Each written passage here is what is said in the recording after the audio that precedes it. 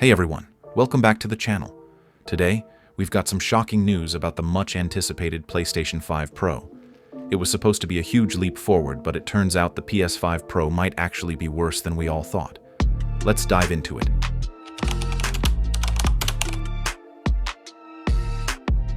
Before we go deeper into the mess, let's quickly remind ourselves of what we were expecting from the PS5 Pro.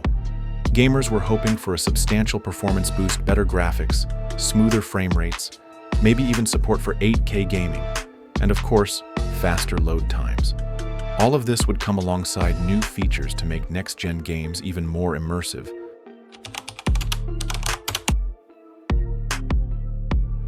But here's where things get a little concerning.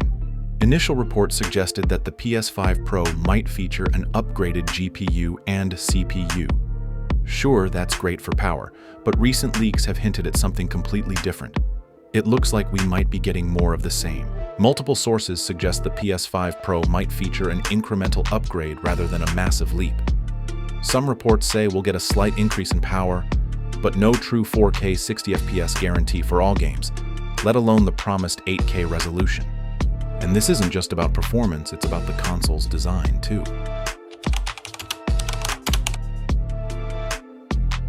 Another red flag? The size. Leaks suggest the PS5 Pro could be even bigger than the standard PS5, which is already a massive unit.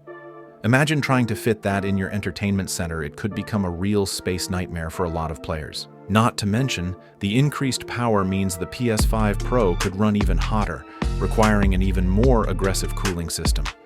So, not only is the console bigger, it might be louder too. Definitely not the sleek, whisper-quiet machine we all expected.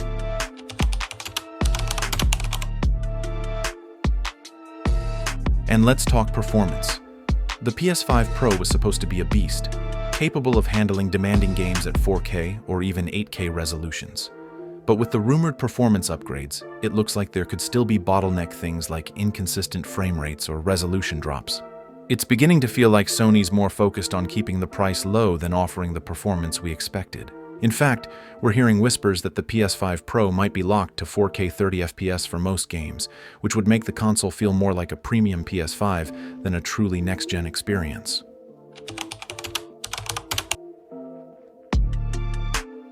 Oh, and don't get me started on the price. We were all hoping for a more affordable next-gen experience, but with these specs, we might be looking at a PS5 Pro priced at around $600 or more. At that point, why not just buy the standard PS5 and get the same experience? If Sony is going to charge us top dollar for this next-gen machine, we expect more than just incremental improvements. But if you're a current PS5 owner, is this Pro model really going to be worth that additional cost? Or is it just another money grab with a few extra bells and whistles?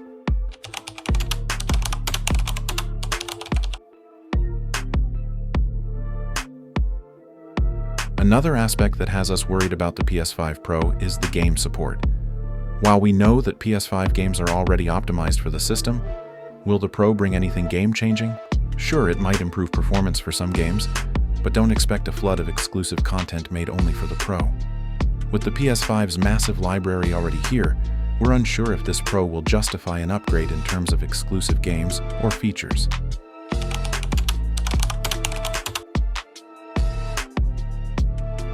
So, is the PS5 Pro actually worse than we thought? Well, it's not a total disaster, but it's definitely not the giant leap forward many of us were hoping for. The performance boosts are more modest, the design could be more of a hassle than a benefit, and the price? Yikes. Whether it's worth upgrading from your PS5 or waiting for something better down the road really depends on what you're looking for in a console. So, what do you think? Is the PS5 Pro a letdown? Or do you think it'll surprise us all when it drops?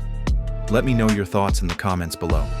And if you enjoyed this breakdown, make sure to like, share, and subscribe for more gaming news. Thanks for watching, and I'll see you next time.